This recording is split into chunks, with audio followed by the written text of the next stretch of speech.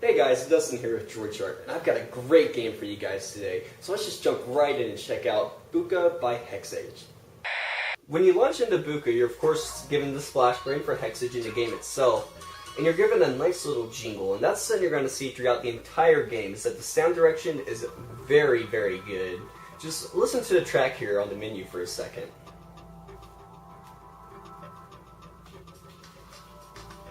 It's got those nice soft ambient beats, and though it's the only track in the game, it never gets old. I could listen to this all day. The track is very long as well.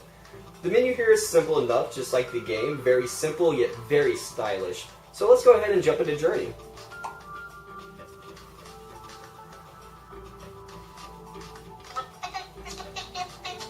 Now in Buka, your goal is to guide this planet named Buka to what she calls the happy place. Not only is Buka a sentient being, but she can also talk, and is a girl. You may think this is kind of weird at first, but it really adds to the experience. If you do something bad, Buka will make a bad noise. If you do something good, Buka will be thankful and make a happy noise. Now, at the beginning of each level in Journey, Buka will make a little bit of... Well, now, at the beginning of each level... Oops. Now, at the beginning of each level, Buka will talk a little bit, and then you'll be on your way, guiding her to the happy place. Now, how do you do that? First of all, you need to make sure she doesn't get hit by any baddies. You can do that by one of two ways. You can reflect them by tapping on the screen, and if you tap for a little bit longer, you make an even bigger wave. The second way is to hold for an extended period of time and make an explosion. You can drag Buka around by clicking her, or by holding her, and dragging her around.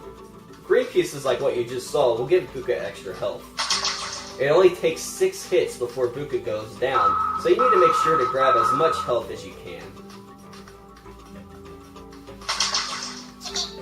The game itself, Journey, is very long. Probably about, I'm not sure, I haven't beaten the game yet, but probably a good 50 levels. More and more enemies appear as you go on, ranging from the orange and purple enemies like you see, to yellow and red, and even more, with them each having their own trait, whether it be speed, homing, better AI, and stuff like that.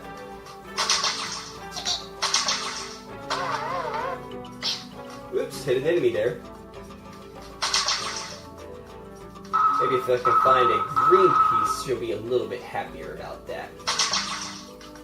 And there we have it, a green piece.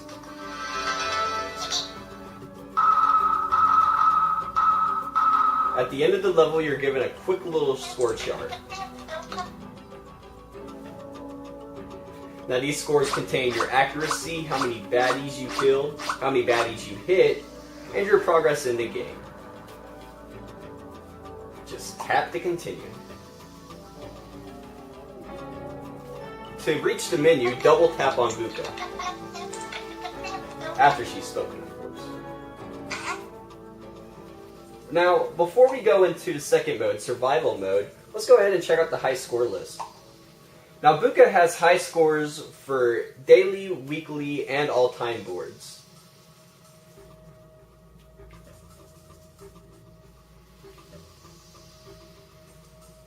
Connecting a little bit. I'll have to edit this out. Okay.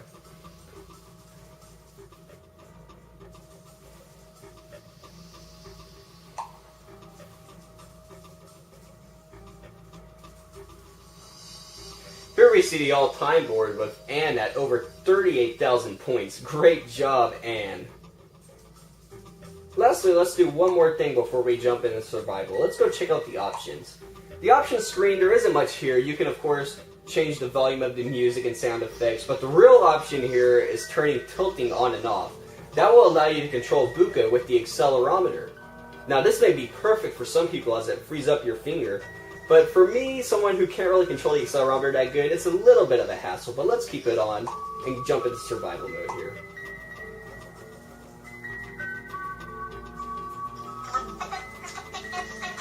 Now, survival mode is just that. You keep playing until Buka's taken enough hits to go down.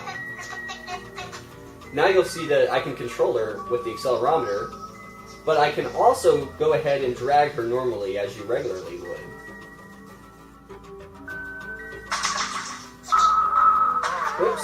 There's 1 hit. 2 hits.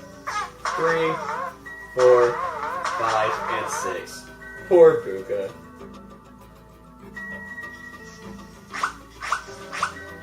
Once you're done, you're of course given your score like you would in Journey mode, and your score is automatically posted onto the high score board.